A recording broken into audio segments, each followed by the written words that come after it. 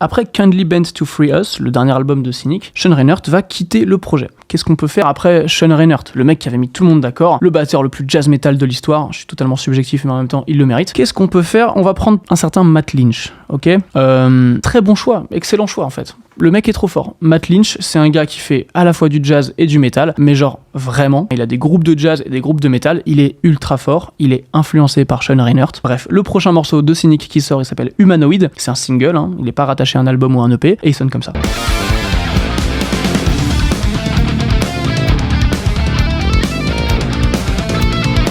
Là, on est en 2018, donc voilà, on entend bien Matt Lynch trop fort, parfaitement dans la continuité de ce qu'avait fait Reinert à l'époque, mais avec sa touche à lui. Donc bref, bon successeur à Sean Reinert. Ensuite, 2 ans plus tard, malheureusement, c'est là la réelle tragédie de l'histoire du groupe. 2020, décès de Sean Reinert, suivi du décès de Sean Malone. Donc là, on entre dans vraiment le moment de deuil de Cynic, en fait. Il va falloir du temps à Paul pour se remettre de ça. C'est quand même ses 2 partenaires depuis le début, au lycée, en Floride. En plus, ils ont vécu plein de trucs perso ensemble.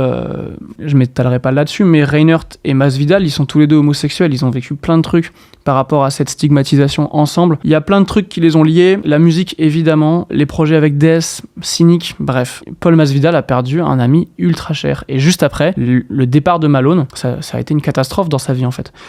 Heureusement, pour lui, j'espère, et puis pour nous, il a réussi à rebondir et à continuer Cynic. Donc on a Matt Lynch qui va rester avec nous. Et qu'est-ce qu'on peut faire après le départ de Malone à la basse? Prendre un nouveau bassiste? Trop facile. Prendre un claviériste? Yes. Ouais, on va voir l'arrivée d'un certain Dave McKay. Le mec est claviériste, synthé et tout. Pourquoi un mec au synthé et pas un bassiste? Parce que Dave McKay, il fait très bien des basses au synthé. Bon, le mec fait des textures, des accords, des solos et tout. Vous imaginez bien qu'il a une culture jazz immense. Et puis surtout, voilà, des basses au synthé, ça marche très bien. Et puis je pense que c'est un très bon choix pour Cynic, parce que après le départ de Malone, et quand même plusieurs décennies après le début, vouloir absolument retrouver ce son jazz fusion influencé death metal, ça aurait peut-être été un peu redondant, et peut-être un peu été pas un bon move, même humainement pour Paul et pour les autres, quoi. Donc en fait, ramener ce vent frais qui a été Dave McKay au synthé, je trouve que ça a été une super bonne idée. Et d'ailleurs, ça se vérifie musicalement, parce que l'album qu'ils vont sortir ensemble, il est dingue.